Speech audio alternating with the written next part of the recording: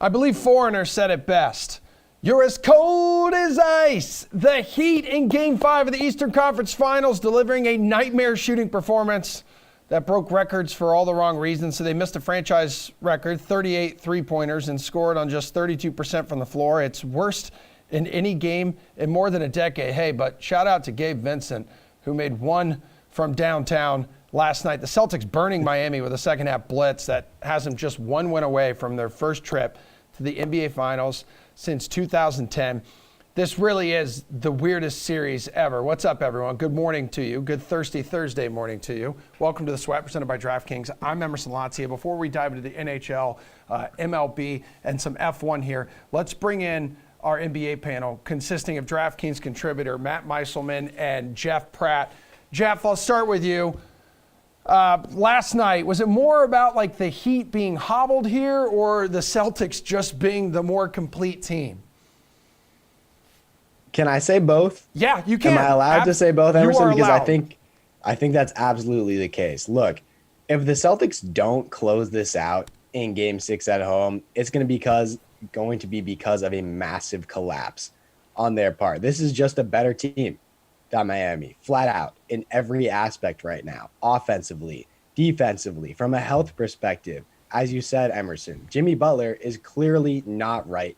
You saw it last night. He had virtually no lift on his shot, no spring in his first step. Kyle Lowry is so hurt that he's a negative on the court right now. The only guy giving them consistent minutes is the one who you shouted out in the intro, Gabe Vincent. The Celtics absolutely should close out this series in 6. They're the better team. They have the health edge right now. Everything is working in their favor. I'd say their win last night, definitely due to their swarming defense, but Miami's health problems definitely helping them out as well. Yeah, Matty, Brown and Tatum combining for 37 points in the second half. The Heat as a team had 38. What chance are you giving Miami to actually win Game 6 tomorrow night in Boston? Well, I'm just happy we're in this position. That's the most important thing to me right now. Just the Celtics are minus 1,200 or so to win the Eastern Conference. They were 30-1 to win the Eastern Conference when we started talking about them 4 or 5 months ago. So this is good. It's objectively good that it's this situation. I don't think the series is 100% over. Ooh. The Heat are, I think it's like 93% over. It's pretty close to over. But the Heat have good players. Of course, I think the Celtics are the better team, but we've seen these injuries where like some games guys look terrible and then other games they look great. Kyle Lowry has actually had a good game or two in this series. Jimmy Butler at times this year has looked bad and then come back. So I think they're going to be pretty demoralized, but I don't expect a blowout in Game 6. I do think the Celtics will win it. I think they'll close it out. I wouldn't lay the 9 points that they're now. It's crazy. This is the line Yeah. to me. But I wouldn't lay the 9 points, but I do think the Celtics should win. And I do feel pretty good about the Celtics beating the Warriors or the Mavericks, who are not out of it yet in the finals. I'm sure we'll get to that too. Yeah, it's a big number there. 9-point favorite at home. And then the total, the lowest all series long already for tomorrow night at 201 here. There is another Game 5 going down tonight out west, and while it's tough to bank on the Mavs, like pulling out another win here, it's clear that they're not going to go down without a fight against Golden State, guys. Jeff, who is your DFS showdown captain here? How do you not captain Luka Doncic tonight? I know he's almost 19K, but the man scored 66 plus DK fantasy points in 3 straight games. And you know he's going to show up every single night. At this point, he's basically the Mavs' entire offense. He's seen a usage rate of 40% or higher in back-to-back contests. He's the only Dallas Maverick you can count on to show up and perform. Now, that feels like cheating, kind of picking Luka. He's the obvious choice. If you want to roll with another option, I look at avoiding all the big names and go with Kevon Looney at 10.5K. He didn't play that much in the second half of last game because they were getting blown out, but he's a huge part of Golden State's game plan versus Dallas. He's had 25 plus DK fantasy points in 3 of his last 4 games. This is a strong play if you don't want to pay all the way up for Luka, which I still think is the best option tonight. Okay, Matty, it does feel like Curry and Doncic need to be in every lineup out there. These are all guaranteed points, but what about in the captain spot? Yeah, I think I have to just go with Luka also. And Jeff mentioned he's almost 19K. He was 21.6K last game. This is actually like a value compared to where he was for game 4. I'm not really sure how the pricing wound up this way, but yeah, like unless you're in a contest that has tens of thousands or hundreds of thousands of people where you really, really need to be contrarian, I think unless you're in one of those, you just play Luka at captain because I do think there are enough ways on this slate to differentiate. These teams are using a lot of different role players in their rotations right now. There's been a lot of unpredictable games and outcomes in this series. So I think you can start with Luka at captain and then just get different elsewhere in your lineup. I don't feel as strongly about including Steph Curry. I think Luka is the clear choice over Steph. And the only reason you wouldn't captain Luka is if you're playing for a blowout, which I don't think is a reasonable way to play this game. All right, so if you are going to spend nearly $19,000 here, Maddie, on your captain, on Luka, you got to hook me up with some value. You got to hook me up with how you're going to save some cash there. Guys, you could still give you some points, though. Well, there are some cheap guys I like, but the first way I'm saving cash is to not play Steph Curry. So my favorite Warriors player for this game is Draymond Green. And it's been a while now since he's had a really good game in the playoffs in terms of fantasy points. And for like one reason or another, he keeps losing minutes. We were actually on track to having the first really good Draymond fantasy game of this series in game 4, but then the Warriors didn't have to play their starters for the entire fourth quarter until the last couple minutes. And Draymond wasn't one of the guys who came back in the game anyway. It was only, I think, Steph, Clay, and Wiggins came back in. So Draymond only played 25 minutes and he scored 30 fantasy points. I think that because the big game isn't there yet, the ownership stays a little low. And this is too cheap of a price for Draymond. Like, sure, I get that Kevon Looney has played well, but he's $600 more than Draymond Green only. Like, that's a little nuts to me. But just one other thing to add here. We don't know yet if Otto Porter Jr. is going to play. So that could change some things if we find out he's in the lineup. Okay, Jeff, I know that you technically went with Looney, right? As a captain, you said you would definitely pay out for Luka here. Just give me some guys whose salaries like aren't going to absolutely crush you, but you think could bring some value to the table. Yeah, I think you have to look at potentially rolling the dice with Maxi Kleba or Jonathan Kuminga, which is not very enticing when you say that at first. But if Kleba can reproduce what he did in game 4 when he finished with 33 DK fantasy points, you're getting great bang for your buck at 4,400. The problem is with Kleba, as we know and as we've seen throughout this series, he could be an absolute no-show. And then on the other side, you have to like Kuminga because he's so cheap. He scored 23 plus DK fantasy points in 2 of his last 3 games. The problem with him is it seems like he only gets significant run when it's a blowout on either side, as Matt alluded to earlier. With what we've seen in this series, I'm not ruling out a blowout tonight, especially for Golden State. They're at home with a chance to close it out and get some rest going into the NBA Finals. I also think that he has earned some minutes moving forward in the regular rotation with how he's playing, especially if Otto Porter is out tonight. But I'm not Steve Kerr.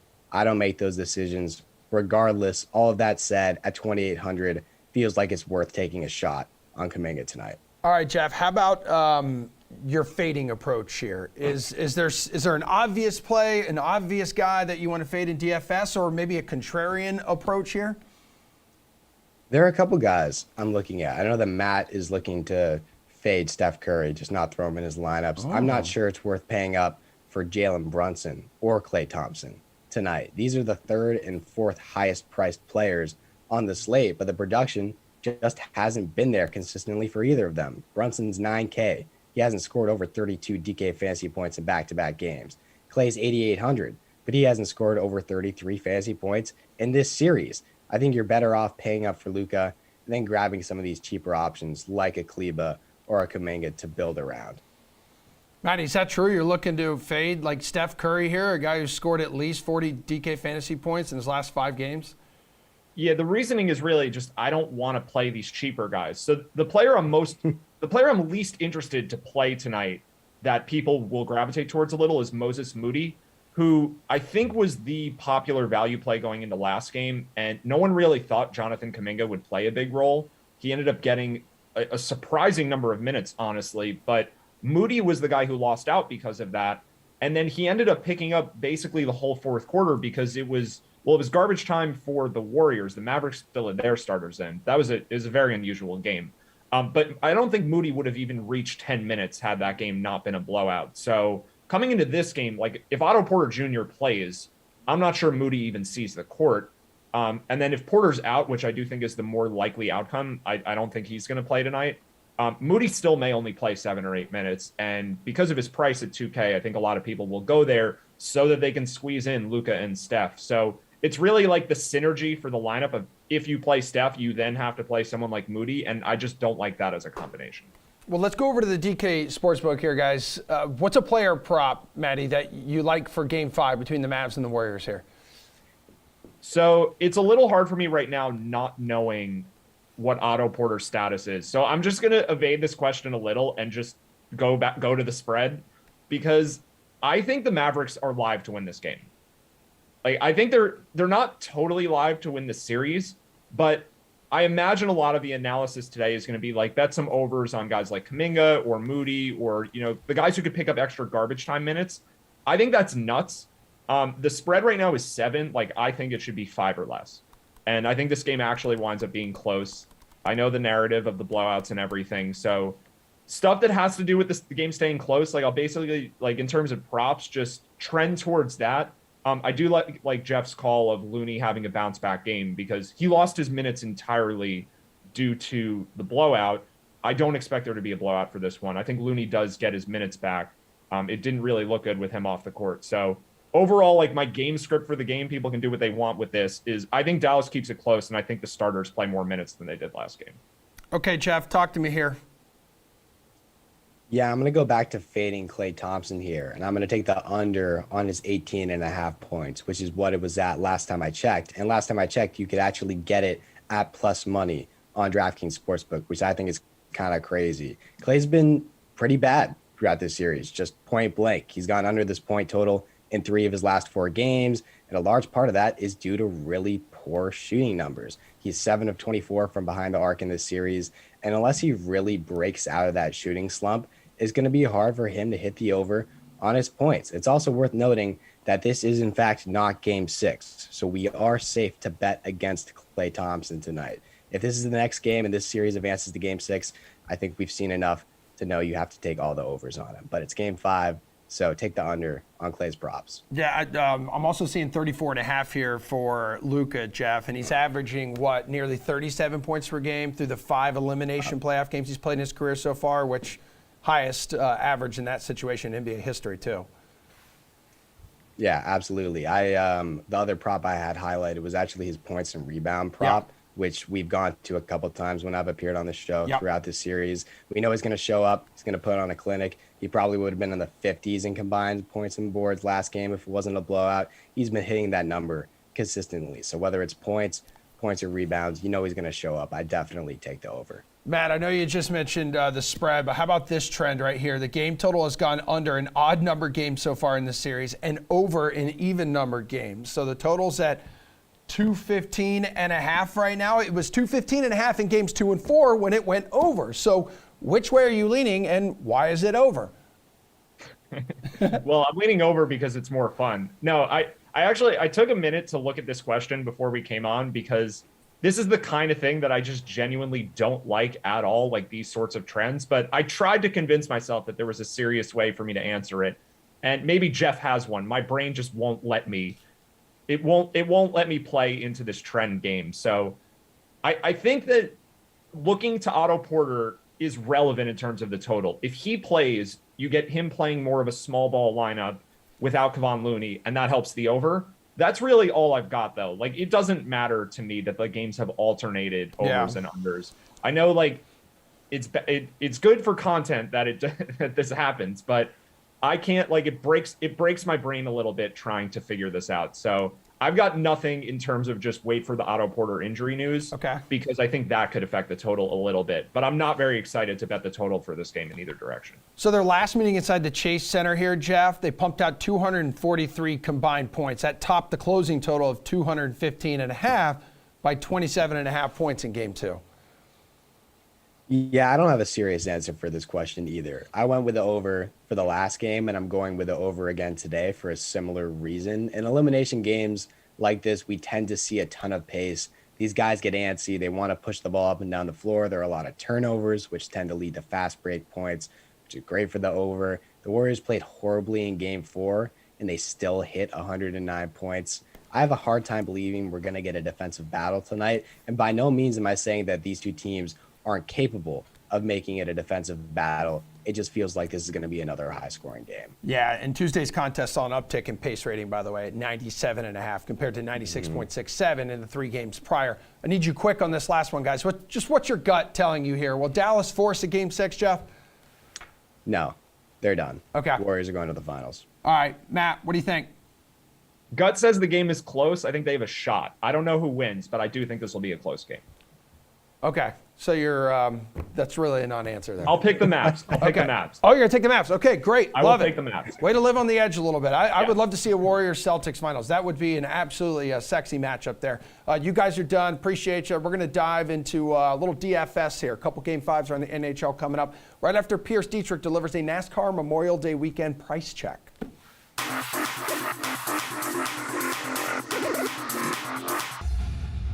Welcome to the Price Check. I'm Pierce Dietrich. Let's look at the salaries for the Memorial Day race at Charlotte. Whose salary jumped up this week? Kurt Busch, $7,100 up to $8,600. Time to start believing in 2311 racing. The stats back it up. This might as well be JGR Car number 5 or V. They like Roman numerals. Kyle Busch, $9,800 up to 11,142 hog points at Dover. 21 at Kansas. I would guess they're going to be pretty close to the setup on Sunday. Harrison Burton, 5,400 up to 6,100. 2 words. ARCA breaks. Good luck putting 6,100 on this guy. He is in over his head. Whose salary dropped this week? Brad Keselowski. 7,400 down to 6,600. The 2020 Coca-Cola 600 winner is $6,600. He's cheaper than his RFK teammate. How the mighty have fallen. Eric Almirola, 7,200 down to 6,500. Talking about how the mighty have fallen. 6,500 for a SHR car. That used to be a steal. Now you are the one getting robbed. Chase Briscoe, 7,900 down to 7,200. Looking like that Phoenix win, probably a fluke. SHR, not looking very good right now. Favorite play of the week, Bubba Wallace, 6,900. We're going value. Last 3 intermediate track races, he has earned a top 15 real rating. Todd Gilliland, $5,000. Todd squad now up. Here is the plan, Todd. Take it easy on the tires. Turn 400 laps. Don't try to be a hero. And we'll be Gucci. All right, guys, check out DK Nation for all your DFS information and needs. If you got NASCAR questions, find me on Twitter at Race for the Prize. I'm Pierce Dietrich. Catch me on DK Live. All right, very animated Pierce Dietrich. We don't get that a whole lot. Last night, though, speaking of an animated game, Game 5, the Avs were feeling the blues here. Tyler Bozak buried the game-winning goal less than 4 minutes into overtime. Look at that third period by St. Louis. 3 goals. I mean, they trail 3-2 now in the second round series. They've rallied twice to stun Colorado. They were just 56 seconds away from their first Western Conference Finals appearance in 2 decades. I was in high school the last time they were there, and I'm an old fart. DraftKings contributor Jeff Ulrich, he's there too. NHL.com's Anna Dua, RotoWire's Paul Bruno. Everyone is here. The 3 Bromigos and Bromigats. I'm happy you guys are here. Paul, what a wasted opportunity here by the Avs, as we just showed you as well. Bottom of the screen, Nathan McKinnon, a beautiful hat trick. That third goal was absolutely stunning, but the opportunity, like, what the hell happened? I don't know. Halfway through, I was thinking, okay, the calls that I made on your show were pretty spot on. You know, Colorado jumping out to that 3-0 lead and St. Louis looking all but dead in the water. Then they got that goal by Tarasenko, and that lit a bit of a fuse. And we saw how it turned out. And an ex-Leaf got the dagger last night. So happy for Tyler Bozak. I really like that guy. Okay, Anna, how do you like the Blues' chances here to win at home and force a Game 7? You could still get them plus 550 for the series, by the way. You can, and they still have an uphill battle to climb, but I said last time to not count them out. They have a way of rallying back when it really matters, and they did that in that first round. The Blues had one of the most dominant wins in the first round against a team that was one of the best, if not the best team down the stretch towards the end of the regular season in the Minnesota Wild. So you never know when the Blues players are going to show up, and it's going to be difficult, but I wouldn't count them out just yet. And Jeff, I know when we were talking last night on the slate, Calgary, and like Jules was with us, and he really was leaning on you and was like, hey, should I just bet the Avs money line? Like, you actually had some hesitation there because I feel like you had some faith in the Blues. I told them, yeah. I mean, this wasn't a walkover. The Blues are a good team, like Anna said. I mean, this is you write off the Blues, and it's at your own peril. I mean, this team down the stretch, like Tarasenko, absolutely was kind of unstoppable for a bit. So, no, I mean, I didn't really like that going on. I didn't really like touching the money line at all last night on either of those teams.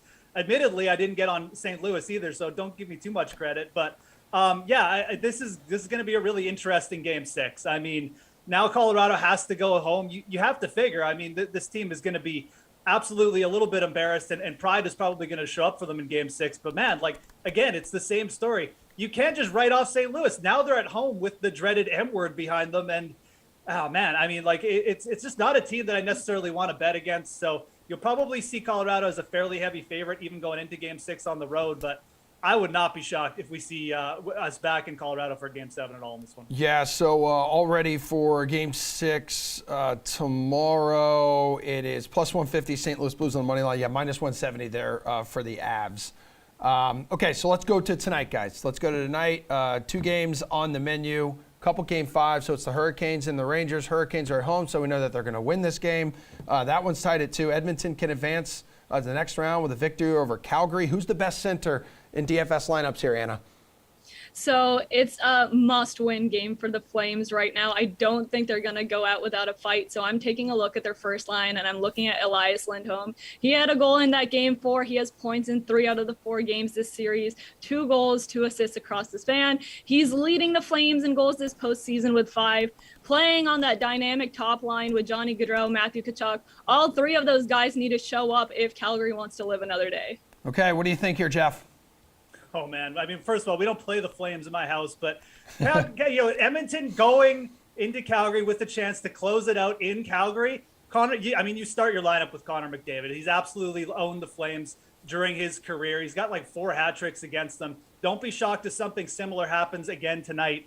I think the Oilers are absolutely relishing this right now. And I think the Flames, ever since they blew Game 2, they have been in their own heads about the fact that, it's just one guy beating us.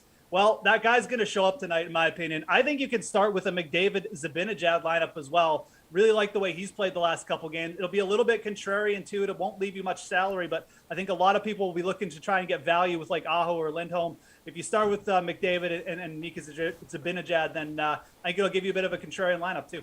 Paul, how much money do you need to spend here at center tonight? You know what? I don't want to upset Jeff, but he's smiling like the butcher's dog anyway. So I'm going to go with Calgary tonight, though, to hold serve on home ice. I'm right there with Anna's thinking here that the top line has to respond. And it's been a theme in these playoffs for a lot of different teams. The top players, when the chips are down, they've answered the bell. So I look for Elias Lindholm to do his thing tonight, and the Flames will extend this series. Not saying now that they're going to win it, but they're going to hold home serve tonight. And I also like the Rangers to steal control of the series. I know you think that Carolina's unbeatable at home. They have been, but they're due for a slip up, and I think it's going to be on the strength of some strong goaltending. They have that edge there, and I think it's going to show its head tonight. And I look for the second line of the Rangers actually to be the difference makers. Solid play from the wings, but Ryan Strome is the guy I'm watching at center, costing only $4,000. I think he's in a real good spot to do some damage this evening.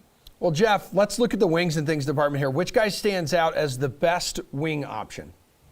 I mean, I'll take the 4,900 on Zach Hyman here and double down on the Oilers getting this done tonight. You look at the way he's played in this series. He has absolutely dominated the Flames defensemen down low, and you love to see it.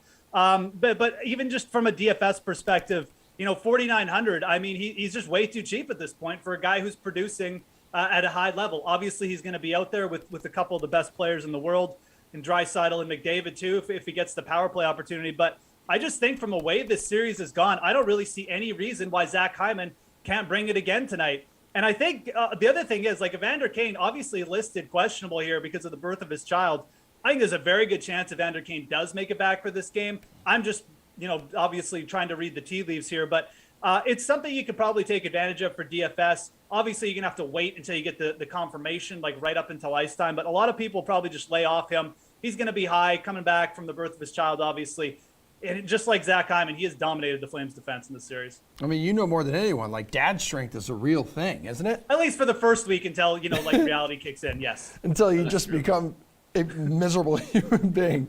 You just become tired. You just become tired all the time. Paul, how about it, man? Who's your guy on the wing? Look, I love Zach Hyman. For his time in Toronto here, he became a fan favorite. And look at what he's done in these playoffs. He's actually produced more goals in this playoff run than he did in 5 previous ones with the Maple Leafs. And he did well there too. So kudos to him. But I still think I got to be on Calgary in this matchup, looking for Gaudreau and Tkachuk to respond when their chips are down for these guys. I don't think they're even very highly priced at $7,100 and $6,500 respectively. I just look for the Calgary big line to put up or shut up tonight, and I'm leaning toward the put up card. And then I mentioned Strome at center because I really like the wingers that he's got going with him. And probably the most talented player on the ice tonight are Timmy Panarin and Andrew Kopp, who's had an outstanding run since he arrived on the scene here. You get those guys for $5,800 and $4,400 respectively. I'm doing the Rangers stack on the second line tonight. Anna, what's your strategy here at wing? It's tough to argue against Zach Hyman, so I'm hopping aboard the Hyman train. It's tough to think of a player who's been more consistent in this second round than Zach Hyman. He has a goal in every single game he's played against the Flames, and his numbers this postseason put him with elite company. He's tied with Draisaitl for the second most goals on the Oilers with 7 this postseason, and Draisaitl also listed as a wing. Pricier at $7,700. He could be another good option, but Hyman has to be the best value there is tonight. All right. Well, we all know, guys, that there's been a lot of discussion here around the goalies this postseason. We have a pretty good idea who's going to be in the crease tonight. So which netminder are you most comfortable rostering, Paul? You know, Shesterkin is overdue for a strong road effort, and as long as Carolina is still leaning on their second-string goalie, you got to give the edge, no matter where they're playing these games, to the New Yorkers. So I'm going to go with that. And then in the other game, I still can't favor a 40-year-old guy who's been inconsistent all year long despite his fine playoff run. I still expect Jacob Markstrom to outplay Mike Smith, so that's going to be a big part of tonight's outcome there too. Anna, talk to me here about netminders. I gotta go with Shesterkin as well as my favorite in the crease for tonight's slate. And when you take a look at it, the first 2 games they played in Carolina, did Carolina win? Sure, but Shesterkin only allowed 3 goals over the course of those 2 games. The most goal differential there ever was that 2-0 in game 2, whereas in game 4, the Rangers won 4-1, the biggest goal differential there has been. Shesterkin has over a .950 save percentage in this series. He's gotten back into form. He was phenomenal throughout the regular season, as we all know. Had a bit of a slip up during some parts of that first round against the Penguins, but he's looking as good as ever, and one of Carolina's streaks has to come to an end. Either it's that they can't win on the road or they always win at home, and I'm taking the latter to come to an end tonight. All right, Jeff, is there an obvious choice there in the net? Well, look, I mean, yeah, it's Igor Shesterkin. Like, why would you not want to play Igor Shesterkin at this point? I'm still not sure why people are even hesitant about this. It feels like the couple bad games in the first round just really got in people's heads here. But, I mean, some players had a .95 save percentage or better over his last 3 games. Like these guys alluded to, he's really kind of just due for like a really solid effort on the road. And I think Carolina is much like Calgary, just a little bit in their own heads right now with this road thing. And now they can't beat the Rangers goalie. The Rangers have a huge edge in net. And I mean, again, we're obviously talking about betting, but I think long-term, you've got to like the Rangers' chances here. Of course, you like Shesterkin tonight. I don't mind the other underdog goalie though. Mike Smith, obviously, this game could be like 6-5, and there's a bigger chance that Smith lets in like 5 goals. But I also think Calgary, the one thing I agree with these guys about Calgary, they're probably going to fire like 35, 40 shots tonight. And that's really good for DFS purposes. So Mike Smith, a lot higher variance. But if I'm picking a goalie from that Calgary-Edmonton game, I'll roll with him too. Cool. Anna, Paul, thanks so much for the help this morning. Jeff, we're going to talk more hockey tonight, 5 o'clock. We're holding it down on the slate because apparently we're the only ones who still work here. Baseball bets to bet are next.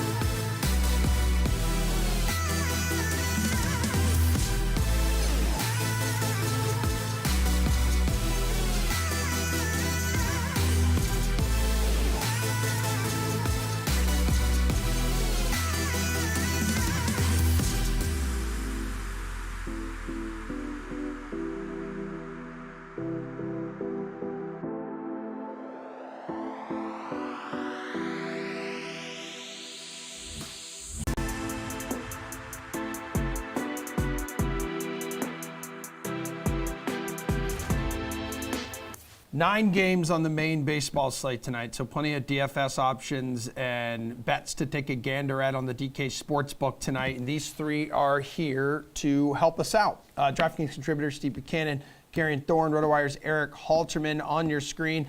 Who's your favorite DFS pitcher tonight, Steven? I mean, it's not even close anymore. You know, let's just be honest and just, let's get it out there. And, Gary might agree or you might disagree. The Toronto Blue Jays might be the most overhyped team in recent memory. Yeah, I agree with that. This team stinks. Okay. It's getting really bad. Yep. In the month of, Gary's going to have a rebuttal. So here's rebuttal this, Gary. In the month of May, this team has scored only 69 runs. There's nothing nice about that, okay? That's usually a nice number. It's not a nice number in this context. They've only scored more runs in the month of May than the Pittsburgh Pirates and the Detroit Tigers, okay? Talk about 2 vastly different offenses. Now we have a great pitcher in Shohei Ohtani. The numbers on the surface, the numbers advance, they all match up. Everything is great. He's striking out over 12 batters per 9 inning, and this Toronto Blue Jays team cannot score at all, as evidenced by the not nice number that they have in May. Give me Ohtani in a great matchup against a Blue Jays team that stinks. Garion, go ahead. Ooh. You can reply to that. Honestly, I didn't find any errors in his statement. I mean, again, I'd just like to point out we're physically on a show that declared the Red Sox, who are 3 games below 500, are going to win the World Series yesterday. So, this is quite the argument to have about a team that's 3 games above 500 and in a wild card spot. Now you're coming at Jared. When he's not even on the show. He's an unbiased Twitter account that constantly tells me how great the Celtics are. I'm talking about everything. Anyway, that's an entirely different conversation. I'll be DK's bias compliance officer next week. Don't worry. Look, Steve's right tonight. Like, it's less about the Blue Jays than it is about Ohtani, though. I mean, I don't know what this guy has to do to earn the respect of the DK algorithm. I mean, maybe he should try winning MVP. Oh, no, wait, he did that already. Why is he consistently priced under 9K when he's a pitcher? It must just be some weird quirk that they can't figure out. But this is someone who comes into this game in the top 5 among all pitchers who have thrown 30 innings in both strikeout rate at 34% and FIP at 2.15. He has been masterful as a pitcher, and yet he's $8,700. And yes, the Blue Jays have not scored runs for the entirety of the month of May. They are also exceedingly right-handed, which is a big issue against Shohei Ohtani. So far this season, Ohtani has held right-handed batters to a 114 batting average with a 140 WOBA. The Jays have more right-on-right plate appearances than any team in baseball. Ohtani is striking out 42% of the right-handed batters he has seen so far this season. This is a fantastic matchup for Ohtani against the Jays team that, yes, as Steve mentioned, is struggling. And as I pointed out 2.5 weeks ago, you could have betted a very nice number to not make the playoffs. So, again, I mean, who's bringing up what? Hey, Eric, are the Blue Jays just like the 2021-2022 Lakers here? They just look good on paper when they're really just oh my God, they're 3 games above 500. I'm just saying. Considering the preseason expectations. That's not a good argument. Like, that's not an argument you should be proud of, that they're 3 games over 500. That's well, the run differential didn't get them into the play. I'm not doing this. Go ahead, Eric. Well, they're at least led by like a 22-year-old, not a 52-year-old. So that should help their odds of staying, decent 3 games over 500 down the stretch. I'm not as worried there, although I do still think Ohtani is a fine choice tonight. If you want to save even more money, either alongside Ohtani or instead of him, I like German Marquez, just 6,200. It's been an ugly season for Marquez, 6.14 ERA, but of his 8 starts so far this season, 6 have come at Coors Field, 1 came at Citizens Bank Park in Philadelphia. This one comes in Washington, not a particularly scary place. Marquez, his ERA estimators too have been considerably better. 4.59 FIP, and then XFIP and Sierra are both in the mid to high 3s. So there's some metrics that say he's basically fine. He doesn't strike out a lot of guys, but he's not walking anybody, and he's still keeping the ball on the ground. He's facing a Nationals team that ranks 6th worst by Team WRC+, even below teams like the Blue Jays. So if you get an offense that's even worse than the Blue Jays here, who knew there was such thing? I think you got to be pretty excited when a pitcher comes this cheap. Not something you're too excited about, but when you're paying this kind of price tag, all you need is to not get blown up. I don't think the Nationals are going to blow up many pitchers right now.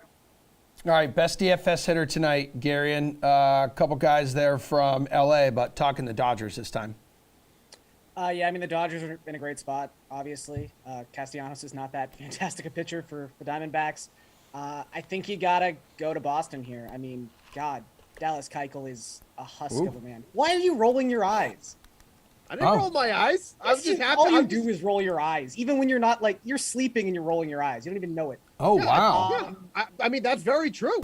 That's REM. That's REM. Like, that's not what that's called. Like, you close your eyes, and if you are in a deep sleep, like, your eyes are rolling and twitching. No, it's true. I mean, it's like it's The because he's Undertaker. having a nightmare about the Seattle Mariners, so it's kind of like when the dog starts like, so that's a tough one. Anyway, JD Martinez. JD Martinez is just on another planet right now. He's got a 188 WRC plus against left-handed pitching so far this season. He's tearing the cover off the ball in May. He's got a 232 WRC plus within the month. He's hitting well over 400.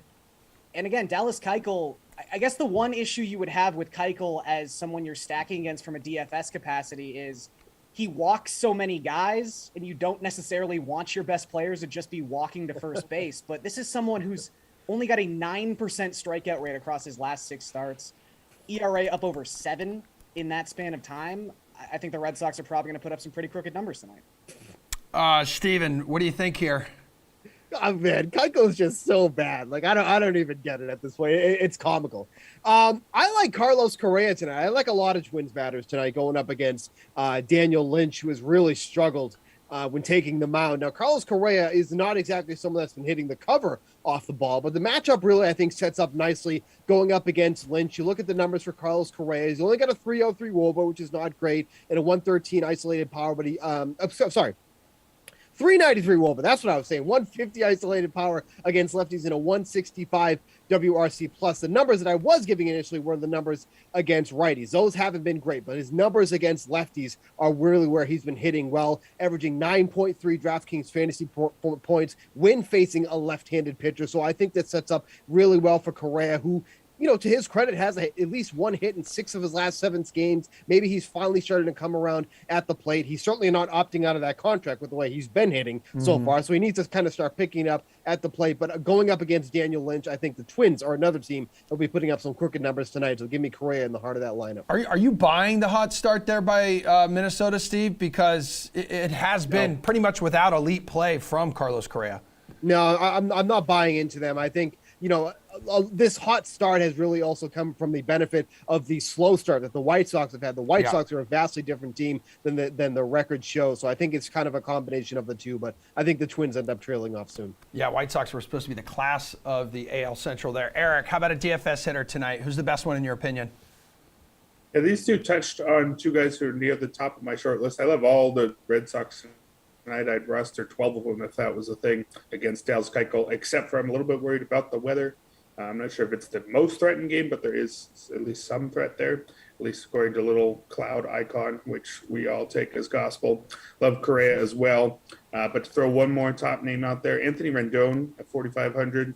Doesn't have the best overall numbers this season, but over his last, I believe it's his last 11 games, he's got 6 multi-hit contests, hitting 385 with a 202 WRC plus. He'll get the platoon advantage against Hyunjin Ryu, who I don't think is particularly scary at this point in his career. Is coming off a strong start his last time out, but he's definitely not in the territory of the kind of pitcher you never want to touch. So I like Rendon at a pretty respectable 4,500 here. Steve, what do you got for value play tonight in DFS? Yeah, going right back to the Twins, Kyle Garlick should draw the start tonight because there's a lefty on the mound. Whenever there is a lefty on the mound, and that's who the Twins are facing, he not only gets to start, he gets to start in a prime spot in the lineup. Sometimes he's batting cleanup, sometimes he's batting third, sometimes he's batting fifth. It doesn't matter where he ends up. He's going to be 2,200, hitting in the heart of the Twins lineup, and is averaging 9.6 DraftKings fantasy points against left-handed pitching. And when you're facing a lefty like Daniel Lynch, there's a very good chance you're going to be getting on base, whether it's from a walk, an extra base hit. And the beauty of this is, and while, you know, Garion said you don't want some of your top hitters to be getting on base via a walk, but when you're 2,200, and even if you draw a couple walks, you're doing pretty good with the fantasy points with how low your salary is. So Garlick has to do literally next to nothing to really repay his value at 2,200 tonight. Give me him as one of the best overall value plays on this slate. Yeah, 2 for 3, 2 RBIs and gets some, should keep it rolling tonight based off the information you just shared. Gary, and who do you got for value play? Yeah, I think this guy might go a little overlooked just because there isn't like an obvious platoon advantage. This game isn't in Colorado, it's in Washington, but Nelson Cruz is kind of quietly coming back to life the last couple weeks. He started to look a lot more like Nelson Cruz lately. Multiple hits in a bunch of the last contests we've seen him participate in. He's only $3,400. His last 14 games, he's hitting 365 with a 149 WRC plus. He's barreling the ball a lot more than he had been in the month of April. So it just seems like he's kind of starting to get back to the Nelson Cruz we know, and this price point has not caught up to how well he's been hitting the last couple of weeks. Mark has, as much as I would agree with Eric, I do think at his price point, he's a very solid play. He's also given up a 409 WOBA to opponents in the month of May. It's not like he's been pitching well. It's just that Washington really can't hit, aside from Juan Soto and the last 2 weeks. Nelson Cruz. Yeah, he's got a 423 batting average over his last 7 games. Eric, who are you looking at for value? I like Cole Calhoun here at 2,600. He has a tough matchup against Frankie Montas. Normally, I like picking my guys based on their matchups whenever possible, but I don't think that Montas is quite in that never use a hitter against him tier. He's a good starter, but I think when a guy is good and cheap, I think he's still in play. And that describes Calhoun this year, which hasn't necessarily been true the past few years. It especially describes him over the last 2 weeks. He's hitting 391, slugging 891 with 6 homers over that stretch. His 282 WRC plus is third behind Bryce Harper and JD Martinez. So when you get a guy hitting like that for half the price, I think you have to be interested. On the season overall, it seems like he's pulling kind of the 2021 Joey Votto, where he's selling out his plate discipline for much more power. He's got career worst in strikeout rate and walk rate, but career best in barrel rate and hard hit rate. It's working out for him so far, and I want to ride that hot streak even against a pretty tough matchup here. Yeah, Calhoun has 5 multi-hit games since May 13th. Let's go to the DK Sportsbook. Favorite player prop, Garion? Let's just go right back to Ohtani. I mean, this prop, the line isn't the juiciest you'll ever see. It's minus 160. It might even move by the time we get to first pitch. But right now, his strikeout prop is 6.5. And like I said, we know the Jays are going to roll out an exceedingly right-handed lineup. I guess there's a chance there's 2 left-handed bats in there. But when you're talking about, like, Raimel Tapia being one of those left-handed bats, you're probably not overly concerned. Ohtani just strikes out right-handed batters. It doesn't matter what the quality of the right-handed hitter is.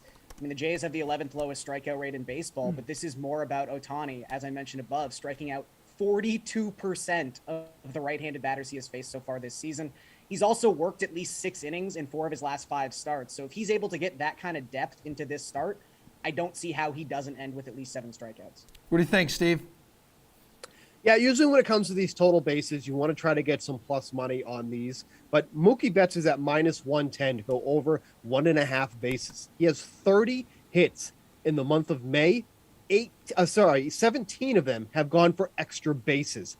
8 doubles, 9 home runs. He is absolutely crushing the ball at this point. So hitting atop of the Dodgers lineup against a very poor pitcher like Castellanos tonight, I think this is a great spot, even at minus 110 to get him to go over 1.5 bases. He has been clearing that number with ease during the month of May. He's been absolutely hitting the cover at the ball. I think he's approaching hitting 400 this month. Like, it's getting insane how well he's hitting at this point. So getting at minus 110, I have no problem taking that. Like I said, you want to try to be getting the plus money on those total bases, but the way he's hitting as of late, just giving it to it at minus 110.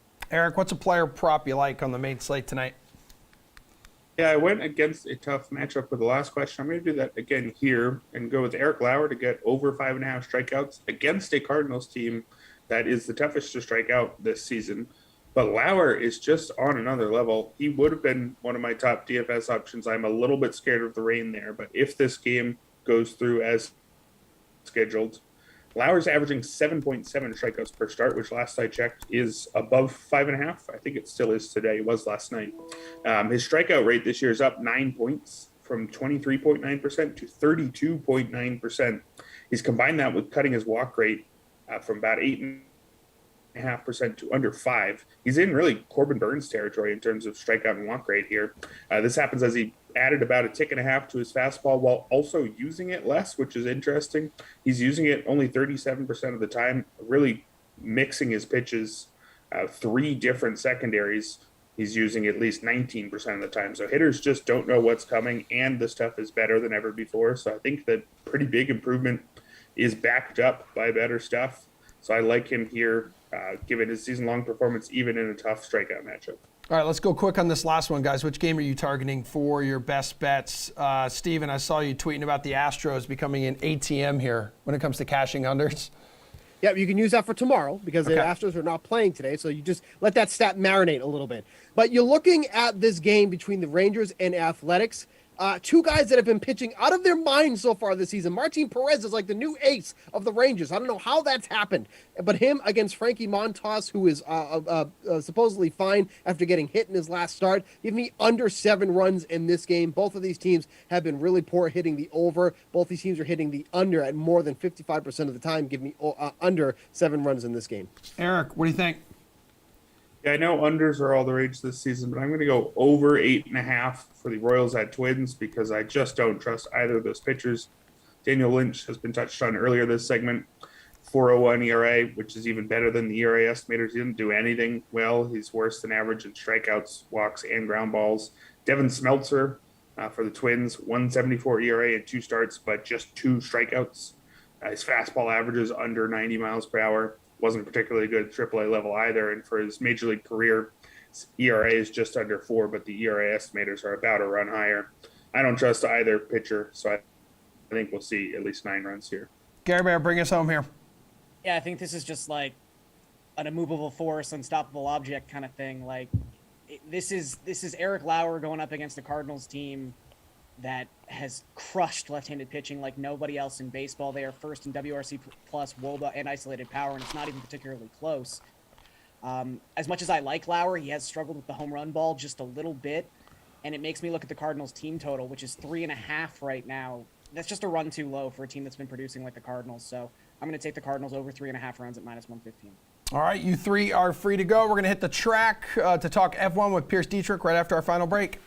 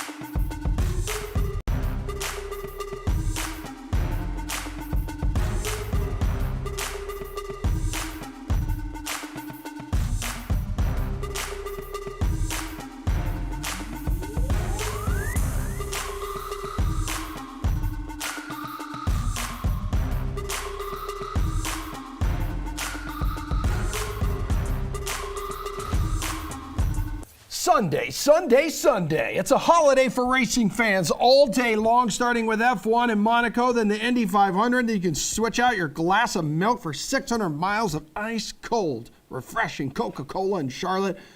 Don't you worry, we'll get NASCAR tomorrow. We'll give you some picks when racing guru Jeff Ulrich joins the show. But right now, Pierce Dietrich, need your help to break down these open-wheel races. So let's start in Monaco. I hear it's beautiful this time of year. Who is a DFS play? Not named Max or Charles. Yeah, I think Monaco's probably beautiful every day of the year. Yeah. And so, would love to be there. But, hey, we'll do our best and watch on TV as the rich and famous live the life that we wish we could live. Max and Charles Leclerc are the guys to play, but if we had to go outside of that, it's tough to make a pick this early in the week. We want to watch all 3 practices. We want to see where guys qualify, but looking ahead, Mercedes took a big step forward. They're definitely going to be on the radar. Sebastian Vettel last year finished 5th with Aston Martin, finished 2nd the years before with Ferrari. He's not quite in that equipment, but he did finish 5th here last year with the Aston Martin car, which has made huge improvements. They apparently have ripped off the entire Red Bull car, so his car should be fast soon. Alpine has been looking okay. Valtteri Bottas has been a top 6 car all season long. I didn't have a good result here last season, but that's because they couldn't get one of his tires off, so he had to get a DNF because of that.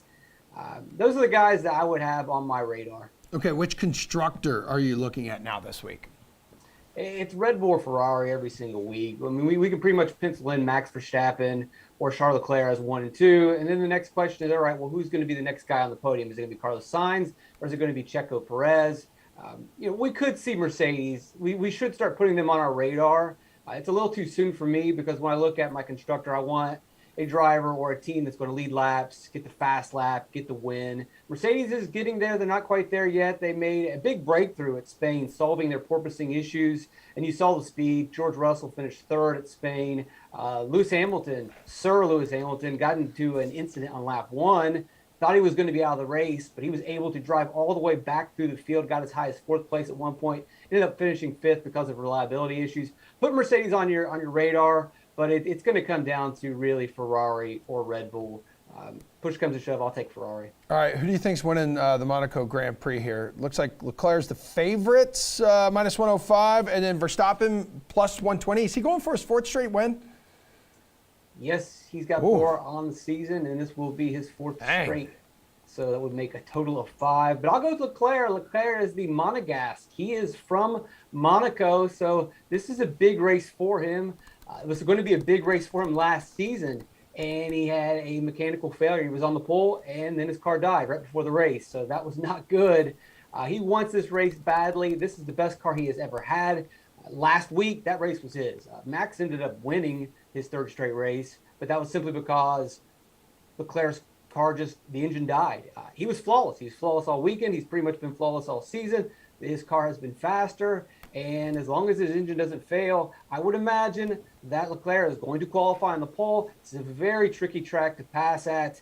Really, the only way that you're going to pull that off is with an overtake or an undertake, and I still don't even think that's going to work because I think Leclerc's going to do enough to gap Verstappen. So I'll take the Monegasque from Monaco, even though Verstappen lives in Monaco, but he just bought a home there because who wouldn't? Right? It's like Las Vegas times 1,000, kind of the opposite of Jacksonville. Yeah, there you go. It's not a racing segment without you bringing up America City, Jacksonville, Florida. Hey, if Leclerc does win, can Ferrari get the double podium plus 185 to do so? Yeah, so going back to what I was talking about, we can pencil in Max and Leclerc for the podium. And then it just comes down to, do we have faith in Carlos Sainz or do we trust Checo Perez? Checo Perez has been much more consistent, but he lacks the speed that Sainz has. Sainz has all the speed in the world. He just makes mistakes typically on lap 1. So you know at the very beginning that, all right, I've lost this one. Checo had a better finish last week. Very good start, very clean race. Probably should have won the race had the team not ordered him to allow Max to pass him.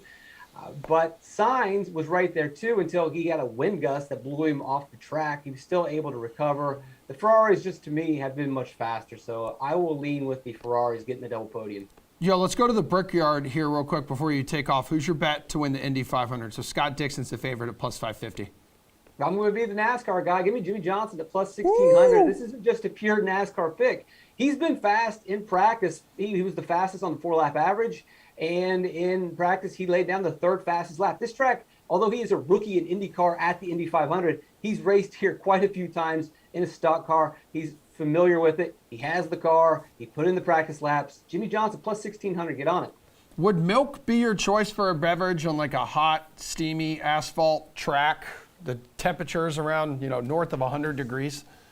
I'd probably go hard seltzer or light beer. Yeah. And I'm not going to give any brand names, but if they wanted to sponsor us or send us some product, I have no problem mentioning them. But yeah, milk probably least likely. Probably even less likely would be IPA. Those IPA guys. Oh, I can't do it. Can't do the IPA. I can tell you're not an IPA guy because you don't have a beard. Yeah, I don't have a beard. That's right. I can't grow a beard. I love ice cold milk though. There's nothing better than that. Maybe not on so much a hot day like outside. It's absolutely gross and it starts to stink.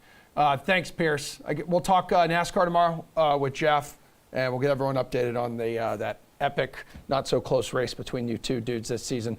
All right, the slate will be tonight, 5 o'clock. Jeff and I will talk some hockey. We'll have on an NBA analyst, probably Jules. We'll talk some U.S. Open golf odds as well. We're back here tomorrow morning in studio for the Sweat, 11 o'clock.